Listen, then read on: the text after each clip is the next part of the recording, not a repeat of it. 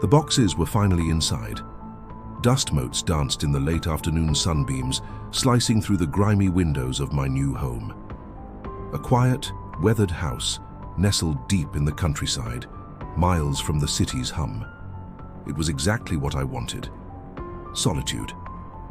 I wiped a hand across my brow and reached for the light switch in the living room. Click. Nothing. I tried again. Still dark. Great, I muttered.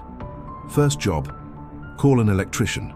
I turned and walked toward the kitchen, and that's when it happened. A soft hum and the living room light flickered to life behind me. I froze, glancing over my shoulder. The bare bulb glowed steadily. Weird. Maybe just a loose connection. I went back to the switch, flicked it off, then on again. Nothing. I let out a sigh, shaking my head. I took a step away, turning my back to the lamp. It instantly came on. I spun around. It went off. A nervous laugh escaped my lips. Okay, this is quirky.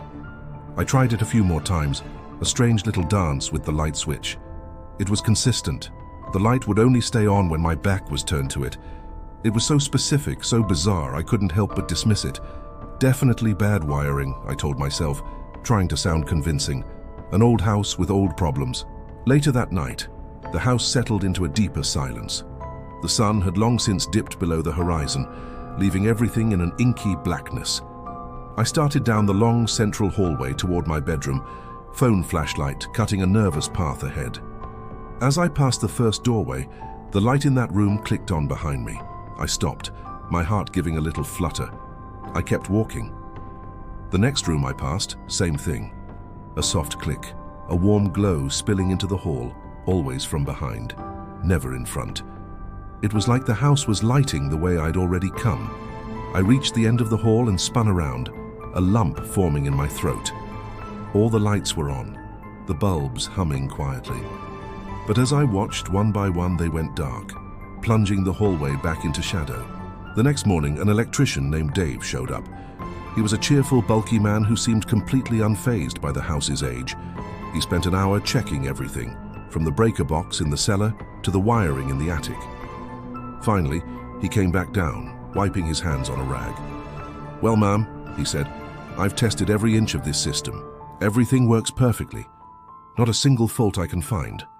I explained the strange behavior, how the lights only worked when I wasn't looking. He just chuckled. "Maybe you've got some fancy new motion sensors I don't know about," he joked as he packed up his tools. But there were no motion sensors. The house was as low-tech as it gets. He left and I was alone again, the silence feeling heavier than before. This is insane, I thought. I needed proof, something to show I wasn't losing my mind. I pulled out my phone and started recording a video. "Okay, Sarah, you have to see this," I said, my voice wavering slightly. I stood in the living room facing my phone and explained the light situation. Then I turned my back to the lamp. As expected, it switched on. I turned back to the camera, a triumphant, if shaky, smile on my face. "See?" I said. It wasn't until I sat down to watch the footage that my blood ran cold. In the recording, every single time the light switched on, a faint, tall silhouette materialized in the space directly behind me. It was blurry, indistinct, but undeniably there. I looked up from my phone, scanning the empty room. There was nothing. Absolutely nothing. My breathing hitched. This wasn't wiring. This wasn't a prank. This was something else. I needed to understand the rules. I stood perfectly still in the center of the dark dining room, holding my breath, making myself as inanimate as the furniture. The lights stayed off. The darkness was absolute, pressing in. Then from the corner of the room behind me came a sound that made every hair on my body stand on end. A soft, deliberate creak of a floorboard. And in that same instant, the chandelier above me flickered back to life, casting the room in a dim, trembling glow. It wasn't my movement it was reacting to. It was someone else's. A terrifying idea took hold. An experiment. My voice was barely a whisper, swallowed by the cavernous room. Is someone here?" I asked the suffocating darkness. For a moment there was nothing but the sound of my own frantic heartbeat. Then the chandelier blinked once, a slow, deliberate pulse of light. It felt like an answer, like a nod. My throat went dry. From the shadows directly behind me, a sound slid into the air. Not a voice, but the ghost of one. A dry, rustling whisper that seemed to come from everywhere and nowhere at once. Yes. Panic took over. I didn't scream, I just ran. I scrambled for my bedroom, my feet fumbling on the floorboards. I slammed the door shut, locking it, leaning my full weight against it as if that could keep out something that was unbound by physical walls. My chest heaved. I looked up.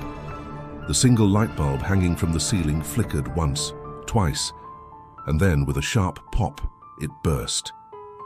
Shards of glass rained down, but in that final brilliant flash of light, I saw it. For a fraction of a second, a tall, gaunt figure was standing inches from my face, its form dark against the blinding flash. And then, darkness, complete and total. I screamed then, a raw, primal sound. I fumbled for the doorknob, unlocked it, and bolted. I didn't stop until I was outside, collapsing onto the dew-soaked grass, gasping for air, the cold night sky spinning above me. My gaze was fixed on the house, and then it began. A faint glow appeared in a downstairs window. Then it went out, and another window further down lit up. One by one, every window in the house began to glow and then fade, in sequence. It was walking through the rooms, pacing, moving from the living room down the hall up the stairs.